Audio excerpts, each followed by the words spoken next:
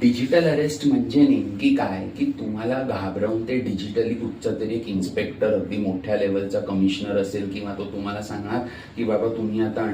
Under arrest आहात आणि तुम्हाला आता कोर्टात यावं लागणार. आणि सगळ्या डिजिटल अरेस्टचे एक पॅटर्न तुम्ही बघाल तर तुम्ही मुंबईत राहत असाल तर तुम्हाला बिहारचा डिजिटल अरेस्ट येणार, पंजाबचा डिजिटल अरेस्ट येणार, कर्नाटकचा डिजिटल अरेस्ट येणार, जिकडे तुम्ही 24 तासात पोहोचू नाही शकत त्या कोर्टात किंवा त्या पोलीस स्टेशनात. मग ते तुम्हाला काय सांगतात की ठीक आहे मी तुमच्यासाठी एक काम करतो की मग तुम्ही एक काम करा, आमचं स्पेशल ऑफिसर येत आहेत किंवा आम्ही एक ई कोर्ट बसवलंय, तुम्ही ह्या दिलेल्या लिंकवरती क्लिक करा. आणि ती लिंक कुठची असते तर टीम व्ह्यूवर अकाउंटची असते की जिकडे तुमच्याच कॉम्प्युटरचा एक क्लोन केला जातो दुसऱ्या कॉम्प्युटरवरती. किंवा मग कधी कधी होतं की तुमचं एक कुरिअर पॅकेज अडकलेलं आहे ज्याच्यात ड्रग्ज सापडले आहेत, आम्ही नार्कोटिक्स ब्युरो ऑफ इंडिया मधनं बोलतोय, आता एवढी मोठी काहीतरी नावं, आणि मग समोरचा माणूस पॅनिक जातो. सो हे जे पॅनिक क्रिएट करणं असतं ना तिकडेच माणूस वल्नरेबल होत जातो, जो तुम्ही शब्दाचा वापर केला. आणि अजून एक डिजिटल अरेस्ट कशामुळे होते तर कधी कधी हनी ट्रॅपच्या पण केसेस होतात की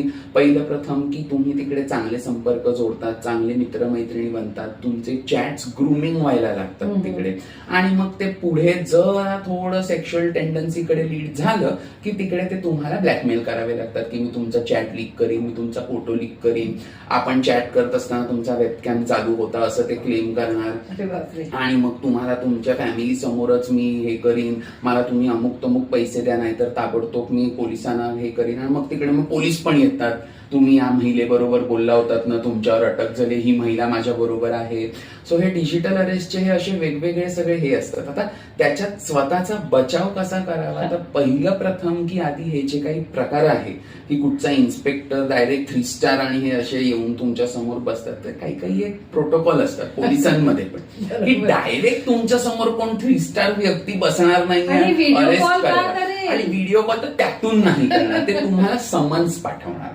की जर ऑफिशियल जरी असेल तर ते तुम्हाला समन्स पाठवणार तिकडे. आता तुम्ही बघितलं असेल ह्या कालावधीमध्येच की बरेचशा ट्विटर अकाउंट्सना तिकडे समन्स आले होते की तुम्ही असं वक्तव्य केल्यामुळे तुम्ही एकतर ती डिलीट करा किंवा एवढ्या दिलेल्या कालावधीत तुम्ही या पोलीस स्टेशनला हजर राहा. सो तुमच्याकडे ते ऑप्शन्स देतात भरपूर, असं नाही की ताबडतोब तुम्हाला ही केस मी दाबीन, मला एवढे पैसे द्या आणि घाबरवण्याचे टॅक्टिक्स. सो हे समन्स देणं हा एक भाग असतो, आणि नंतर त्यांच्या काही काही एक लेयर्स असतात.